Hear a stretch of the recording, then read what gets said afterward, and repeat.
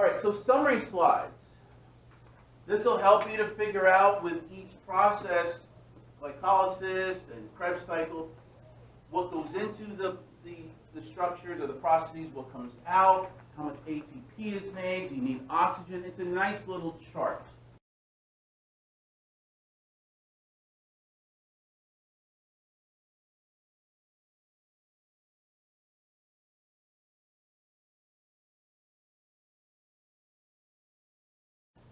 My suggestion is don't print this out and put it on your fireplace mantle and just stare at it. What I would do is, if you want, is put this stuff over here and this stuff over here, and you fill in the stuff and see if you can do that on your own.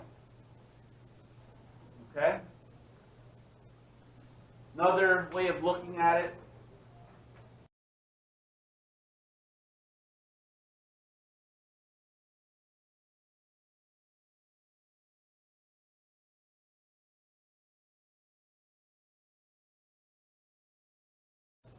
Okay? It's the same thing. You got your candy bar, which is glucose, and how things are broken up, in the mitochondria, outside the mitochondria, using oxygen, without oxygen.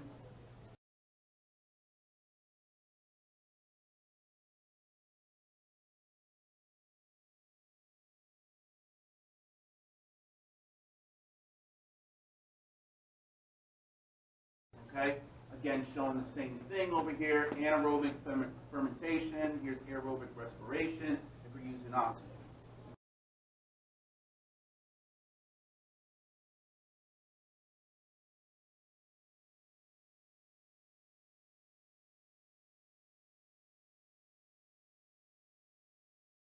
Okay? Again, showing a different way of looking at it.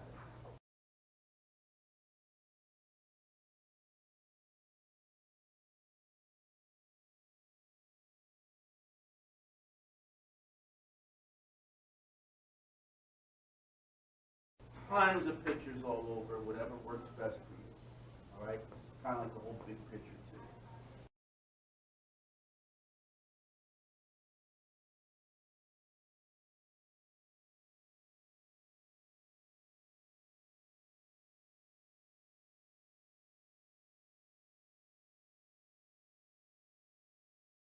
As this mountain biker heads up the trail, the breakfast he ate this morning is being burned to power his bike ride. His breathing rate increases as his leg muscles demand more oxygen to burn more fuel. Let's zoom down to where this fuel is burned, our cells. Here, the blood vessel on the left delivers fuel and oxygen to a single muscle cell. In cellular respiration, energy in fuel is converted to ATP, shown here as starbursts. Most ATP is made in the cell's mitochondria. ATP powers the work of the cell, such as contraction.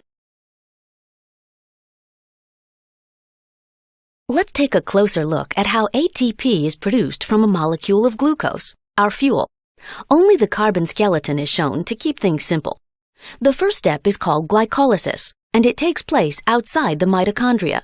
To begin the process, some energy has to be invested. Next, the molecule is split in half. Now, the molecule NAD+, an electron carrier, picks up electrons and hydrogen atoms from the carbon molecule, becoming NADH. Keep track of the electron carriers. They play an important role by transporting electrons to reactions in the mitochondria. In the final steps of glycolysis, some ATP is produced, but not much. For every glucose molecule, only 2 net ATPs are produced outside the mitochondrion. However, glycolysis has produced pyruvic acid, which still has a lot of energy available. Let's follow this pyruvic acid molecule into a mitochondrion to see where most of the energy is extracted. As the molecule enters the mitochondrion, 1 carbon is removed, forming carbon dioxide as a byproduct. Electrons are stripped, forming NADH. Coenzyme A attaches to the 2-carbon fragment, forming acetyl-CoA. Coenzyme A is removed, and the remaining 2-carbon skeleton is attached to an existing 4-carbon molecule that serves as the starting point for the citric acid cycle. The new 6-carbon chain is partially broken down, releasing carbon dioxide. Several electrons are captured by electron carriers, and more carbon dioxide is released.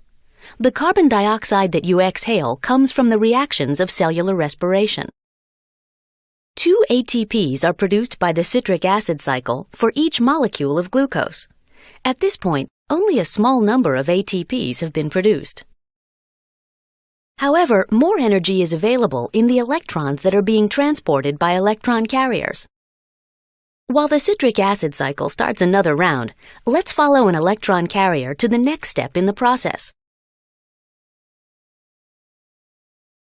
Electron carriers such as NADH deliver their electrons to an electron transport chain embedded in the inner membrane of the mitochondrion.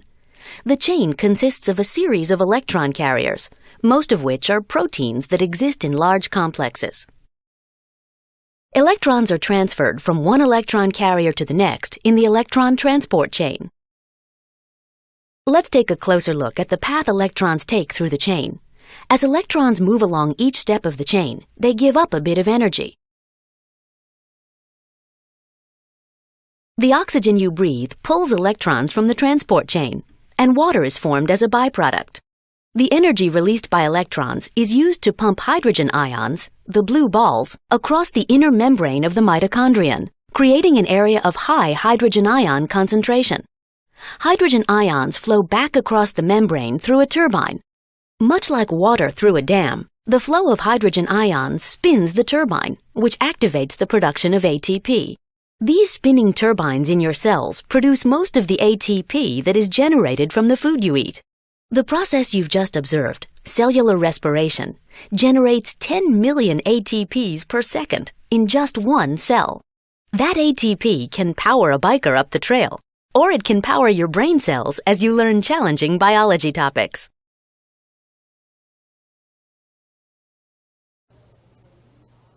So all the pictures, all right, these are the ones I did last year, but I started off over here. Here's glycolysis, explaining to you what you get out of this thing from one glucose molecule.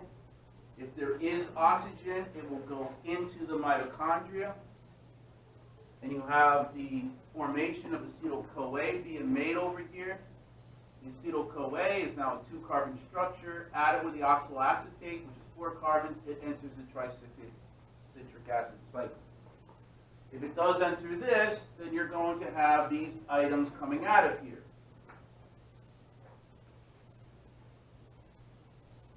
All this stuff in red, the NADH from here, here, and from here, along with the FADH2. And if we have beta oxidation up here, those will be added into the electron transport chain. All right. This is now showing the full amount of cellular respiration with fermentation over here. And this is just showing you, emphasizing about the electron transport chain, because there's 2 membranes in the mitochondria and creating 2 spaces. The intermembrane space, and then you've got the matrix. You understand that concept, that the hydrogens are going to be pushed out of here, but they need to get into the ATP synthase to make ATP. I showed you those videos on that.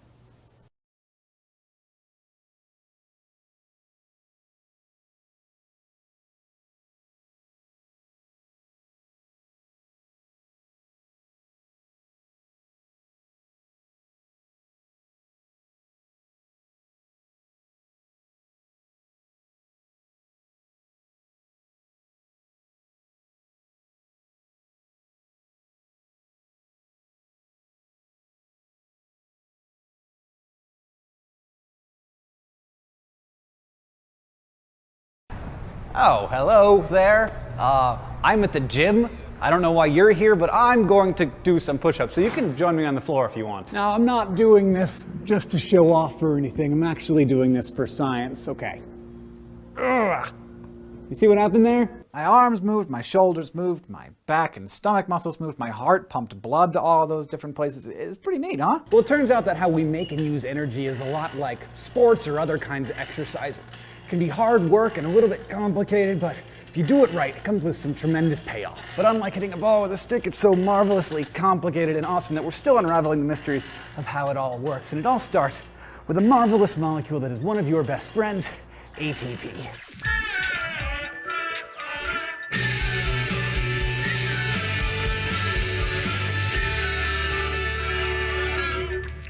Today I'm talking about the energy and the process our cells and other animal cells go through to provide themselves with power. Cellular respiration is how we derive energy from the food that we eat, specifically from glucose, since most of what we eat ends up as glucose. Here's the chemical formula for one molecule of glucose. In order to turn this glucose into energy, we're going to need to add some oxygen, 6 molecules of it to be exact. Through cellular respiration, we're going to turn that glucose and oxygen into 6 molecules of CO2, 6 molecules of water, and some energy that we can use for doing all of our push-ups. So that's all well and good, but here's the thing. We can't just use that energy to run a marathon or something. First, our bodies have to turn that energy into a really specific form of stored energy called ATP, or adenosine triphosphate. You've heard me talk about this before. People often refer to ATP as the currency of biological energy. Think of it as an American dollar. It's what you need to do business in the US. You can't just walk into a Best Buy with a handful of Chinese yen or Indian rupees and expect to be able to buy anything with them, even though they're technically our money. Same goes with energy. In order to be able to use it, our cells need energy to be transferred into adenosine triphosphate to be able to grow, move, create electrical impulses in our nerves and brains, everything. A while back, for instance, we talked about how cells use ATP to transport some kinds of materials in and out of its membranes. To jog your memory about that, you can watch that episode right here. Now, before we see how ATP is actually put together, let's look at how cells can cash in on the energy that's stashed in there. Well, adenosine triphosphate is made up of a nitrogenous base called adenine with a sugar called ribose and 3 phosphate groups attached to it. Now, one thing you need to know about these 3 phosphate groups is that they are super uncomfortable sitting together in a row like that, like 3 kids on a bus who hate each other all sharing the same seats. So because the phosphate groups are such terrible company for each other, ATP is able to do this nifty trick where it shoots one of the phosphate groups off the end of the seat, creating ADP, or adenosine diphosphate, because now there are just 2 kids sitting on the bus seat. In this reaction, when the 3rd jerk kid is kicked off the seat, energy is released. And since there are a lot of water molecules just floating around nearby, an OH pairing, that's called a hydroxide, from one of the H2Os comes over and takes the place of that 3rd phosphate group, and everybody is much happier. By the way, when you use water to break down a compound like this, it's called hydrolysis, hydro from water and lysis from the Greek word for separate. So now that you know how ATP is spent, let's see how it is minted nice and new by cellular respiration. Like I said, it all starts with oxygen and glucose. In fact, textbooks make a point of saying that through cellular respiration, 1 molecule of glucose can yield a bit of heat and 38 molecules of ATP. Now it's worth noting that this number is kind of a best case scenario. Usually it's more like 29 or 30 ATPs, but whatever. People are still studying this stuff, so let's stick with that number, 38. Now cellular respiration isn't something that just happens all at once. Glucose is transformed into ATPs over 3 separate stages: glycolysis, the Krebs cycle, and the electron transport chain. Traditionally, these stages are described as coming one after the other, but really everything in the cell is kind of happening all at the same time. But let's start with the first step, glycolysis, or the breaking down of the glucose. Glucose, of course, is a sugar. You know this because it's got an os at the end of it. And glycolysis is just the breaking up of glucose's 6-carbon ring into 2 3-carbon molecules called pyruvic acids, or pyruvate molecules. Now, in order to explain exactly how glycolysis works, I'd need about an hour of your time and a giant cast of finger puppets, each playing a different enzyme. And though it would pain me to do it, I would have to use words like phosphoglucoisomerase. But a simple way of explaining it is like this. If you want to make some money, you gotta spend some money. Glycolysis needs the investment of 2 ATPs in order to work, and in the end, it generates 4 ATPs for a net profit, if you will, of 2 ATPs. In addition to those 4 ATPs, glycolysis results in 2 pyruvates and 2 super energy-rich morsels called NADH, which are sort of the love children of a B vitamin called NAD+, pairing with energized electrons and a hydrogen to create storehouses of energy that will later be tapped to make ATP. To help us keep track of all the awesome stuff we're making here, let's keep score. So far, we've created 2 molecules of ATP and 2 molecules of NADH, which will be used to power more ATP production later. Now, a word about oxygen. Like I mentioned, oxygen is necessary for the overall process of cellular respiration, but not every stage of it. Glycolysis, for example, can take place without oxygen, which makes it an anaerobic process. In the absence of oxygen, the pyruvates formed through glycolysis gets rerouted into a process called fermentation. If there's no oxygen in the cell, it needs more of that NAD+ to keep the glycolysis going, so fermentation frees up some NAD+, which happens to create some interesting byproducts. For instance, in some organisms like yeasts, the product of fermentation is ethyl alcohol, which is the same thing as all of this lovely stuff. But luckily for our day-to-day productivity, our muscles don't make alcohol when they don't get enough oxygen. If that were the case, working out would make us drunk, which actually would be pretty awesome. But instead of ethyl alcohol, they make lactic acid, which is what makes you feel sore after that workout that kicked your butt. So your muscles used up all the oxygen they had, and they had to kick into anaerobic respiration in order to get the energy that they needed. And so you have all this lactic acid building up in your muscle tissues. Back to the score. Now we have made 2 molecules of ATP through glycolysis, but your cells really need the oxygen in order to make the other 30-some molecules that they need. And that is because the next 2 stages of cellular respiration, the Krebs cycle and the electron transport chain, are both aerobic processes, which means that they require oxygen. And so we find ourselves at the next step in cellular respiration.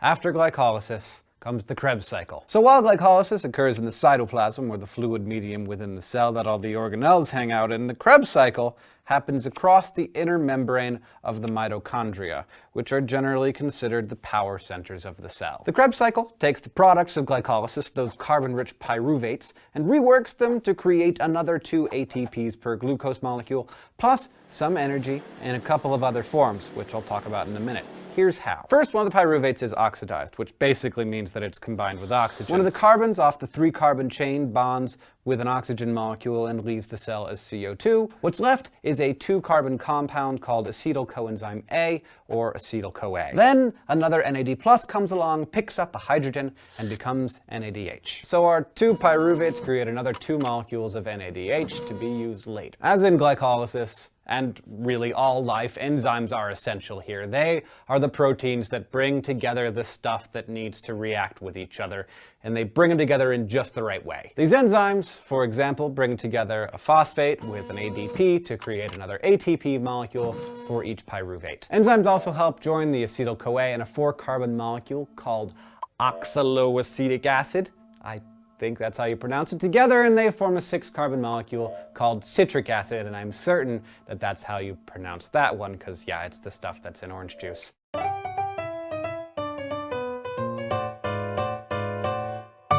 Fun fact! The Krebs cycle is also known as the citric acid cycle because of this very byproduct. However, it is usually referred to by the name of the man who figured it all out. Hans Krebs, an ear, nose, and throat surgeon who fled Nazi Germany to teach biochemistry at Cambridge, where he discovered this incredibly complex cycle in 1937. For being such a total frickin' genius, he was awarded the Nobel Prize for Medicine in 1953. Anyway, the citric acid is then oxidized over a bunch of intricate steps, cutting carbons off left and right to eventually get back to oxaloacetic acid, which is what makes the Krebs cycle a cycle. And as the carbons get cleaved off the citric acid, there are leftovers in the form of CO2 or carbon dioxide, which are exhaled by the cell and eventually by you. You and I, as we continue our existence as people, are exhaling the products of the Krebs cycle right now. Good work. This video, by the way, using a lot of ATP making it. Now, each time a carbon comes off of the citric acid, some energy is made, but it's not ATP. It's stored in a whole different kind of molecular package. This is where we go back to NAD+ and its sort of colleague, FAD. NAD+ and FAD are chummy little enzymes that are related to B vitamins, derivatives of niacin and riboflavin, which you might have seen in the vitamin aisle. These B vitamins are good at holding on to high energy electrons and keeping that energy until it can get released later in the electron transport chain. In fact, they're so good at it that they show up in a lot in those high energy vitamin powders that the kids are taking these days. NADs and FADs are like batteries, big awkward batteries that pick up hydrogen and energized electrons from each pyruvate, which in effect charges them up. The addition of hydrogen turns them into NADH and FADH2 respectively. naturally. Each pyruvate yields 3 NADHs and 1 FADH2 per cycle. And since each glucose has been broken down into 2 pyruvates, that means that each glucose molecule can produce 6 NADHs and 2 FADH2s. The main purpose of the Krebs cycle is to make these powerhouses for the next and final step, the electron transport chain. Now comes the time when you're saying, sweet pyruvate sandwiches, Hank, aren't we supposed to be making ATP here? Let's make it happen, Captain. What's the holdup? Well, friends, your patience is finally paying off, because when it comes to ATPs, the electron transport chain is the real moneymaker. In a very efficient cell, it can net a whopping 34 ATPs. So remember all those NADHs and FADH2s that we made in the Krebs cycle?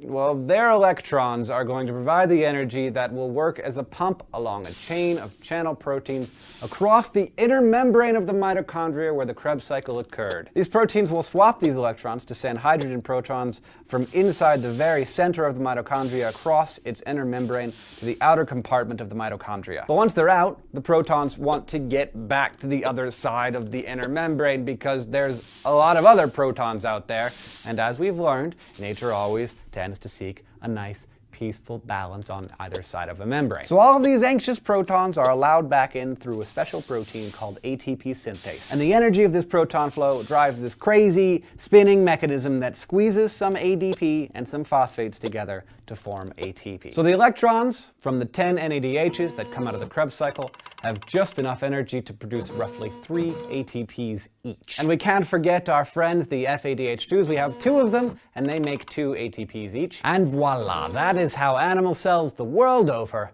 make ATP through cellular respiration. Now, just to check, let's reset our ATP counter and do the math for a single glucose molecule once again. We made 2 ATPs for each pyruvate during glycolysis. We made 2 during the Krebs cycle. And then, during the electron transport chain, we made about 34. And that is just for 1 molecule of glucose. Imagine how much your body makes and uses every single day. Don't spend it all in one place. Now you can go back, watch any parts of this episode that you didn't quite get, and I really want to do this quickly because I'm getting very tired.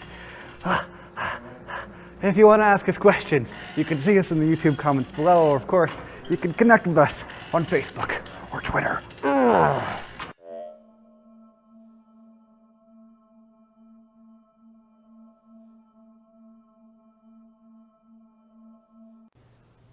So what questions you guys have?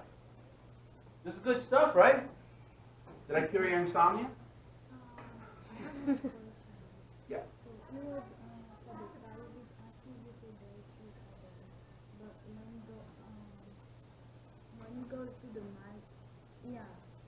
It goes in here. Here's one that comes off for carbon, right? And then here's the 2. So I'm only showing you 1 molecule that's coming in here. If I show 2, you know how busy this would be. You're just going to multiply by 2. So it's easier just to show you 1 3-carbon structure entering here. As it enters here with oxygen, one of the carbons are going to break off and become carbon dioxide. The other 2 remain combined over here, and this 2-carbon structure is going to enter this with that.